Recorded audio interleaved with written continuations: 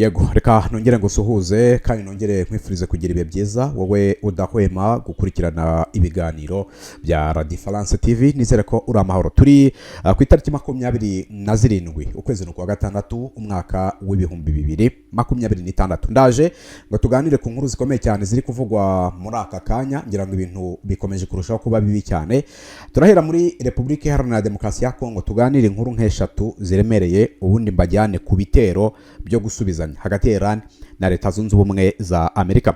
Muri Kongo mu kanya gato cyane gashize, Colonel Lugabo ni umuvugizi akunze kuvugira twirwaneho, amaze gutangaza ko ingabo z'igihugu cy'u Burundi FDLR, FARDC, yongeraho ngo n'umutwe wa P5 wa Kayumba Nyamwasa bamaze kugaba ibitero ahitwa Ilungu, batwika ingo z'abaturage by'umwihariko baba civile.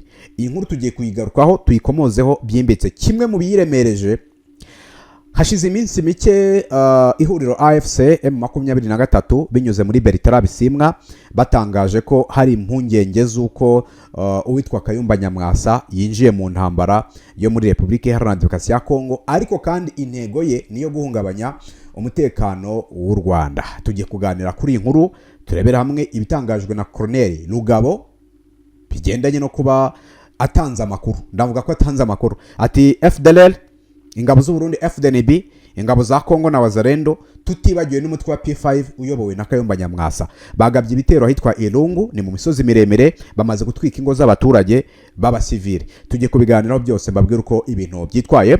Ntabwo turi bwirengagize urugamba ruri muri Kivu y'Amajyaruguru. Abakurikiye amakuru hano mu kanya gato cyane, nababwiye nti ibirindiro bya M23 Wazalendo zimaze kubitwika ku rwego rwo hejuru, ariko tugiye kurebera hamwe no muri aka kanya ni iki kikurikiyeho nyuma y'uko Wazalendo zimaze gutwika ibirindiro bya M23. Iyo mirwano yabaye kuva ku munsi w'ejo. Uyu munsi mbere ya saa sita nibwo hari amarira n'imiborogo mu bice bigiye bitandukanye, ndibuze nabyo kubabwira. Biranavugwa ko hari abasirikare benshi baguye muri iyi mirwano yahuje Wazalendo n'abafatanyije nayo barwana n'umutwe wa M23. Turaganira kandi ku magambo ya Masud Balos imbere y'akanama k'umuryango w'abibumbye, ati yaba Republika Iharanira Demokarasi ya Kongo yaba u Rwanda, ibyo biyemeje, ibyo basinye mu masezerano bari kubikora biguru ntege. Arenza ati umutwe wa FDLR ukora muri Kivu y'Amajyaruguru, Kongo ntiyigeze inatera intambwe yo kuwusenya. Atariko nanone u Rwanda narwo nta ntambwe rwateye yo gukuraho ingamba z'ubwirinzi. Twibuke neza, u Rwanda ruvuga ko ruzakuraho ingamba z'ubwirinzi ariko umutwe wa FDLR wasenyutse. Ubwo rero turabirebera hamwe ibyo Amerika iri gushinja ibi bihugu byombi ko ari bibiri, u Rwanda ndetse na Republika Iharanira Demokarasi ya Kongo. Munyemerere soreze kuri iyi mirwano irakomeye cyane. Burasirazuba bwo hagati, Iran imaze gusubiza mu kanya gato cyane, inatangaje ko ibitero yagabye iri kwihimura ku bya Amerika byabaye successful 100%. Mbahaye ikaze rero abatwumva muri mu masaha y'igicamunsi, abatwumva amasaha y'umugoroba, abatwumva amasaha mu gitondo, biraterwa n'ingengabe yaho muherereye. Muze tuganire. Reka tunahere kuri ibi bitero bya Leta Zunze Ubumwe za Amerika ndetse n'igihugu cya Iran. Amakuru rero akomeje kujya hagaragara atangajwe n'igihugu cya Iran, kiremeza ko kimaze kugaba ibitero gisubiza Leta Zunze Ubumwe za Amerika ku bitero bagabye mu masaha y'urukerera. Leta Zunze Ubumwe za Amerika zagabye ibitero ku birindiro bya gisirikare bya Iran nyuma y'uko Perezida Donald Trump ashinja Tehran kurenga ku masezerano y'agahenge amaze iminsi asinywa hagati ya Iran n'igihugu cya Leta Zunze Ubumwe za Amerika. Igisirikare cya Amerika rero cyari cyatangaje ko ngo cyarashye ibigo bibikwamo za misile ndetse na drone bya Iran, ndetse barasa n'ibirindiro bya radari za Iran ziri ku nkombe z'inyanja. Ndagira ngo iyi nkuru muze kuyumva neza. Hanyuma rero mu rwego rwo kwihimura ku bitero, Amerika ivuga ko ibyo biri mu rwego rwo kwihimura ku bitero bya drone, Iran yagabye ku bwato bw'ubucuruzi ku munsi wo ku wa kane, bikabongamira urujya n'uruza mu muhora wa Hormuz. Iran nayo ubu tuvugana imaze gutangaza ko ubuyobozi bwayo mu by'ukuri butazigera bwemera ko hari uvogera ubusugire bwa Iran. Ati rero baranatubeshyera, ibi bikorwa by'ubwato bwarashwe ntago ari twebwe twaburashe. Rikumva barangije bati kabone n'ubwo twaburasa, ubu bwato bwanyuraga mu nzira itemewe yo mu nyanja ya Hormuz, Iran ni kuvuga ati twe twaburashe atari ko se niyo twaburasa buranyura mu nzira itemewe mu mato mu nyanja ya Hormuz. Icyo ni kimwe. Icya kabiri, ntago bufite ibyangombwa byo gutambuka ngo buce muri aya mazi. Aho ni ku ruhande rwa Iran.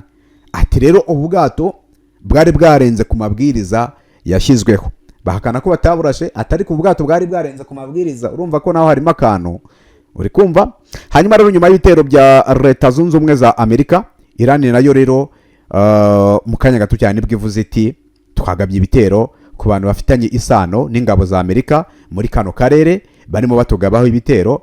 Iran ishinja Washington kurenga ku masezerano y'agateganyo yari yasinywe hagati y'impande zombi. Ati ibyo byose rero biratuma natwe dukomeza kugira gute kubarasa, muradukubitisha inkoni imwe twebwe dufate ebyiri tubahuragure. Aho ni ku ruhande rw'igihugu cya Iran. Amerika rero yavuze ko ibyo bitero ari igisubizo gikomeye cyane ku gitero cyagabwe ku bwato bw'ubucuruzi. Ishimangira ko rero Iran yarenze ku masezerano y'agahenge kandi igashyira mu kaga ubwisanzure bwo gutambutsa ibicuruzwa mu nzira mpuzamahanga y'umuhora wa Hormuz. Iran rero ikaba rero mu itangazo imaze gusohora ivuga ko Amerika yari yabanje kurenga kuri ayo masezerano. Ati rero ibitero byacu byari ukwihimura, ntimuze kubeshya ko twabateye. Hanyuma rero ubutegetsi bwa Amerika ati niba utakomeza kubahiriza aya masezerano nta kabuza baragumya kugira ingaruka zirenze izo twebwe turi kugira. Aho ni uruhande rwa Iran. Hagati aho rero ikigo cy'Ubwongereza gishinzwe umutekano wo mu nyanja UKMTO kimaze gutangaza ko indi tanka nayo ngo yakubiswe n'igisasu kitaramenyekana uwakirashe, hataramenyekana uwakirashe, ariko kandi ngo ikaba yarangiritse igice kimwe cyayo. Ati hangiritse igice kimwe cyayo nubwo rero nta musare wigeze akomereka, ariko bigaragara ko mu muhora wa Hormuz nta mutekano na muke urimo. Ibibazo rero biri muri uyu muhora, nk'inzira inyuzwa mu gice kinini cy'ibikomoka kuri peteroli gicuruzwa mu isi kijyanwa ku isoko mpuzamahanga bikomeje guteza impungenge ku bukungu bw'isi. Gufatwa kw'iyo nzira rero cyangwa se gufungwa kw'iyo nzira bikaba bikomeje no gutuma ibiciro bya peteroli donc habaho impungenge z'uko bishobora kuzamuka mu gihe hari icyizere cy'uko bishobora kugumya kumanuka. Amakuru rero kugeza ubu tuvugana aravuga ko Irani mu gihe ikomeza kugabwaho ibitero izakomeza nayo mu by'ukuri kwihimura cyangwa se kwirwanaho. Ku itariki ya 17 Kamena nibwo Iran ndetse na Amerika bari bumvikanye guhagarika imirwano binyuze mu masezerano y'ingingo ya 14 yari arimo n'ingingo yasabaga Plutôt Iran korohereza ubwato bwikorera ibikomoka kuri peteroli bunyura mu muhora wa Hormuz mu gihe cy'iminsi 60 nta misoro ndetse nta nandi mafaranga bucibwa. Vice Perezida wungirije w'igihugu cya Leta Zunze Ubumwe za Amerika yitwa JD Vance muri tweet ye yavuze ko niba Iran ifite ibyo itishimira kwishyirwa mu bikorwa by'ayo masezerano yakabaye ibiganiraho gukoresha imbaraga. Ati rero Iran niba ifite ibyo itumvikanaho ku masezerano ishobora kubiganiraho. Atari ko rero ndanabibutsa ko urugomo rusubizwa urundi rugomo. Ubu ni Vice Perezida wa Leta Zunze Ubumwe za Amerika. Ku rundi ruhande Perezida wa Komisiyo y'Inteko Ishinga Amategeko Perezida ushinzwe umutekano mu Nteko Ishinga Amategeko ku ruhande rwa Iran bamwita Ibrahim Aziz avuze ko Amerika yongeye kugaba ibitero kuri Iran mu gihe ibiganiro by'amahoro bigikomeje nayo ikomeza gusubizwa uko byagenda kose. Ati mu gihe Amerika ikomeje kugaba ibitero mu gihe ibiganiro bigikomeje natwe tugomba kubiyigabaho. Ashimangira ko kurenga ku gahenge bizagira ingaruka kuri Amerika. Kubera rero umutekano muke ukomeje kumvikana kugeza ubu mu muhora wa Hormuz birasa nkaho urujya n'uruza gutambuka kwarwo bikomeje kugorana. Urumva Amerika irarasa, Iran nayo ikagira gutegahindukira ikarasa. Ibi byose ni ingaruka rero zibikomeje kubera mu gice cy'uburasirazuba bwo hagati. Reka twigarukire kubirebana n'ibitero cyangwa se n'amakuru avugwa mu karere k'ibiyaga bigari. Turebera hamwe kuba Kayumba Nyamwasa yarinjiye mu ntambaro yo muri Kongo bivuze iki ku mutekano w'u Rwanda. Ariko kandi ibi bintu tubanze tubitangire duhereye ku bimaze gutangazwa n'uwitwa Colonel Rugabo. Kayumba Nyamwasa yigeze kuba umugaba mukuru w'ingabo z'u Rwanda akaba mu by'ukuri iyo cyangwa se kwinjira mu ntambara kwe muri Congo byongeye kubyutsa umwuka mubi ndetse n'ibyavugwaga ku mugambi wo guhungabanya umutekano w'u Rwanda byagiye bigambirirwa n'imitwe itandukanye, harimo n'uyayoboye wa P5 bagiye banabikora mu bihe bitandukanye, bica abaturage mu turere tumwe na tumwe tw'u Rwanda, harimo na FDLR bahuje umugambi ariko kandi unashyigikiwe n'ubutegetsi bw'Kinshasa. Uyu mugabo rero avuzwe mu bitero bikomeye cyane ahitwa Irungu, ni ibitero bari gufatanyamo n'ingabo z'igihugu cy'u Burundi n'ingabo za Congo mu kubigaba ku baturage b'abanyamurenge, kuko Colonel Rugabo atangaje amagambo akomeye cyane. Abayobozi batandukanye bo ku ruhande rw'ihuriro AFC M23 ndetse na Twirwaneho rirwanya ubutegetsi bwa leta ya Kinshasa nibo bakomeje kwemeza ko Kayumba Nyamwasa yamaze kwinjira muri intambara yo mu burasirazuba bwa Congo biciye mu ihuriro P5 abereye umuyobozi. Colonel Rugabo Fidel wa Twirwaneho mu butumwa yanditse ku rubuga rwe rwa X kuri uyu wa gatandatu avuze ko ngo ingabo za Kinshasa na Gitega zongeye kurasa mu gace ka Irundo muri Kivu y'Amajyepfo, zisenya ingo nyinshi z'abaturage. Yungamo ko ku rundi ruhande hakomeje koherezwa izindi ngabo z'igihugu cy'u Burundi, harimo na P5 ya Kayumba Nyamwasa nayo iri guturuka mu Burundi. Kuwa gatanu perezida wa M23 akaba n'umuhuzabikorwa wungirije ushinzwe ibibazo bya politiki na diplomasi mu ihuriro AFC Bertrand Bisimwa, ngira ngo aranungirije n'ubundi muri yego arungirijwe muri AFC, yavuze ko ngo hari impungenge z'uko ikibazo cya Congo gishobora gufata indi ntera nyuma y'uko Kayumba Nyamwasa yinjiye mu ntambara. Ati kuba ingabo z'ibihugu by'ibituranyi nk'u Burundi FDNB, FDLR ndetse n'umutwe wa P5 wa Kayumba Nyamwasa ziri kwifatanya na Congo mu bitero, ubwabyo birakwereka ko ikibazo cy'imbere muri Congo cyamaze kuba ikibazo cy'akarere kose. Ku rundi ruhande Lawrence Kanyuka yavuze ko ubutegetsi bwa Kinshasa bukomeje kwagura ihuriro ririmo abarwanya ubutegetsi bw'izi ngabo z'impinduramatwara. Avuga ko nyuma ya FRDC, FDLR, Wazalendo, abacanci b'abanyamahanga, ingabo z'u Burundi FDNB, Kinshasa ngo ubu yongeyemo n'abagize umutwe wa P5 uyobowe na Kayumba Nyamwasa. Uri kumva? Hanyuma rero Colonel Rugabo nawe ati batugabye bitero abo muri P5 ndetse na leta ya Gitega ubwo ni FDNB n'ingabo zisanzwe ziturwana nazo hano z'igihugu cyacu, ubwo ni FARDC yavugaga ariko yongeraho na FDLR. Hanyuma turebera hamwe undi uyu mugabo uri gukangaranya imirongo y'imbere ku rugamba ni muntu ki akinjiramo. Nyamwasa rero ni umwe mu basirikare bazwi cyane mu mateka ndetse na politiki n'umutekano w'u Rwanda nyuma ya jenoside yakorewe abatutsi mu Rwanda mu 1994. Yabaye umwe mu basirikare bakomeye cyane mu ngabo z'u Rwanda, kuko yigeze no kuba umugaba mukuru wazo hagati y'igihumbi 1998 ndetse n'umwaka w'ibihumbi 2002. Yari umugaba mukuru w'ingabo z'igihugu cy'u Rwanda.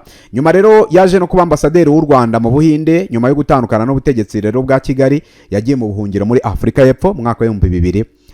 Ndagira ngo mubanze mu mwumve neza.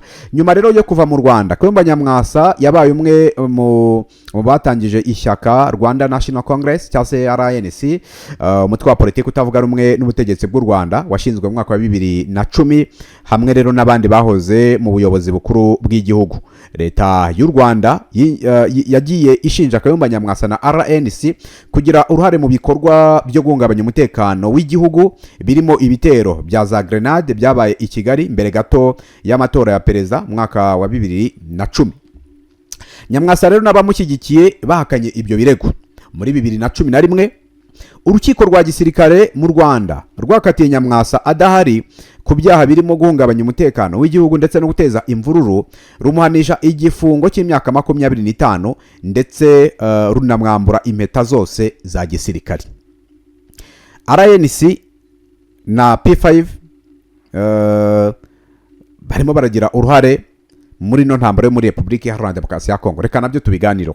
Nyuma rero yo gushinga RNC, umutwe wa Kayumba Nyamwasa wagiye uvugwaho cyane mu nyandiko zerekeye n'ihuriro ry'imitwe izwi nka P5 ni plateforme politique cyangwa se P5 ni ihuriro rigizwe n'amatsinda atandukanye arwanya ubutegetsi bwa Kigali.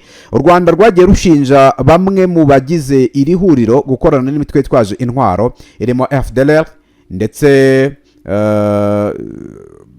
abaregwa ibi birego akenshi bagiye banabihakana.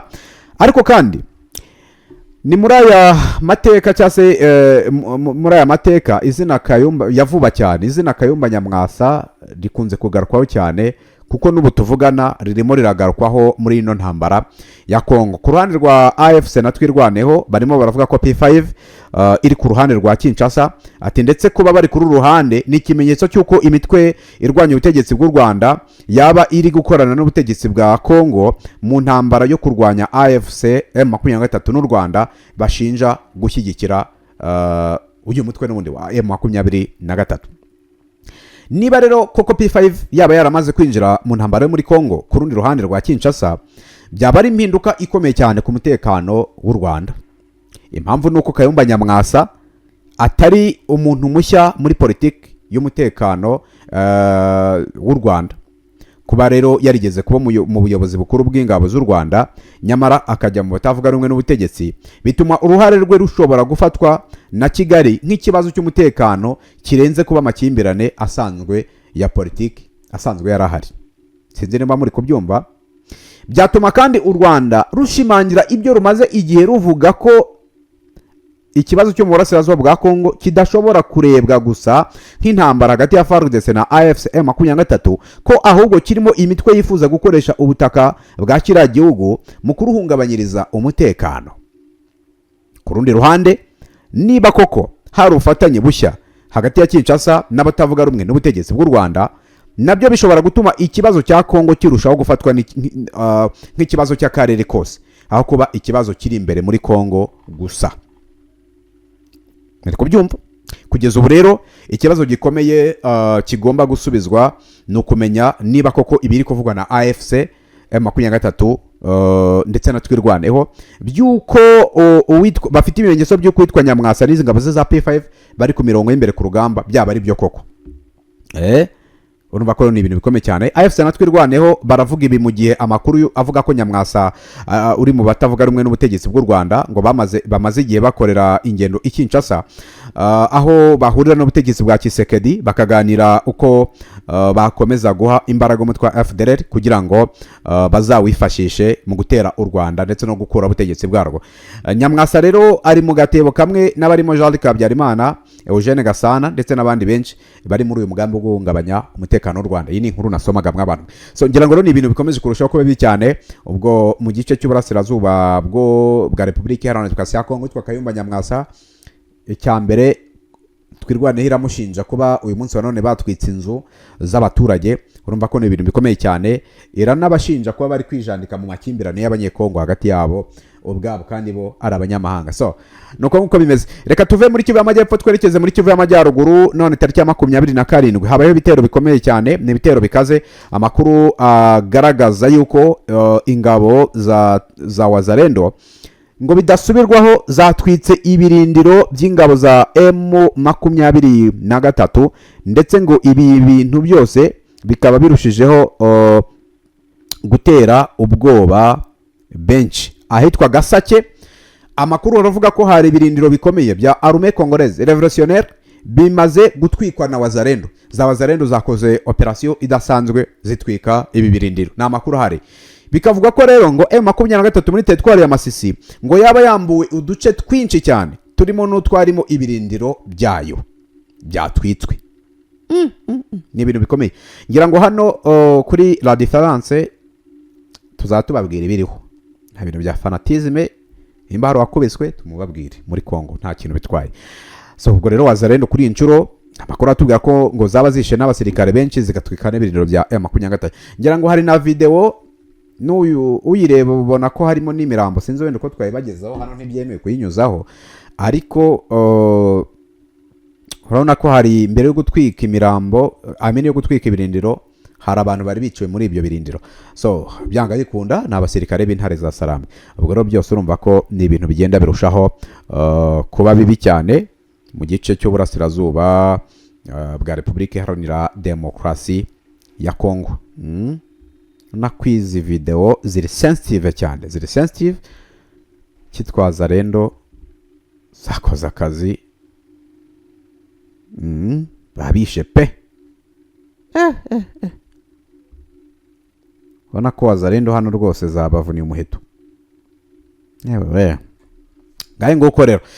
So ubwo nuko abapfuye baguye ku rugamba nyine bari mu ntambara kandi baba bagomba gupfa uruhande rumwe, bari byo barasana, ntago barasana imitobo tuboya, na amasasu barasana, byanga bikunda kuri buri ruhande bagomba gupfa.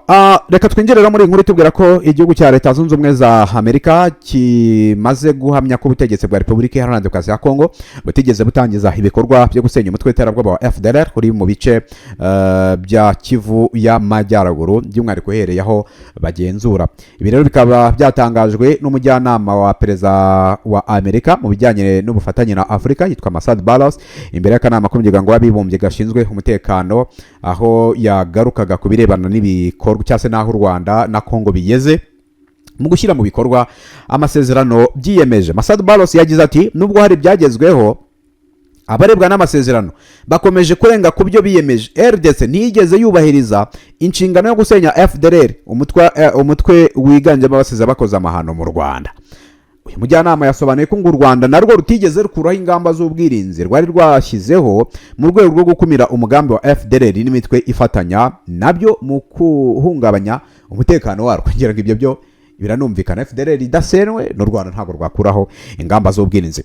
Tariki ya 27 Kamena 2025 u Rwanda na Kongo nibwo byasinyanye amasezerano y'amahoro i Washington DC muri Leta Zunze Ubumwe za Amerika, harimo article igaruka ku gusenya FDLR ndetse no gukuraho ingamba z'ubwirinzi mu minsi 90. Ni nazo rero zari ingingo nyamukuru z'ayo masezerano. FDLR rero yanze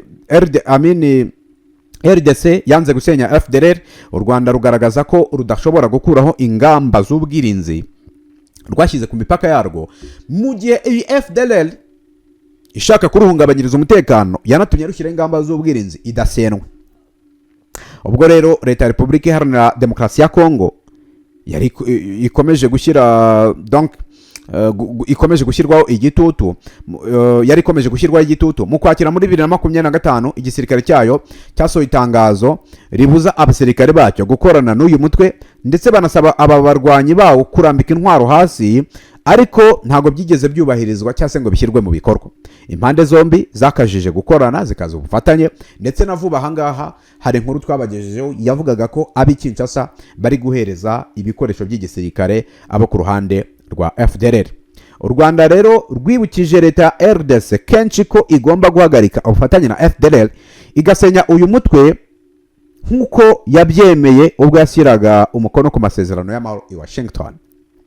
Tariki ya 29 Werurwe umugaba mukuru wungirije w'ingabo za RDC ushinzwe ibikorwa bya gisirikare n'iperereza Lieutenant General Jean Ndulu yagiye mu mujyi wa Kisangani mu ntara ya Chopo mu gikorwa yise icyo gutangiza ku mugaragaro ibikorwa byo gusenya FDLR. Byamenyekanye ko nyuma y'amasaha 48 Lieutenant General Jacques ngo ageze Kisangani, igisirikare cya RDC cyohereje FDLR muri teritwari ya Walikare intwaro nyinshi ndetse n'ibindi bikoresho by'igisirikare.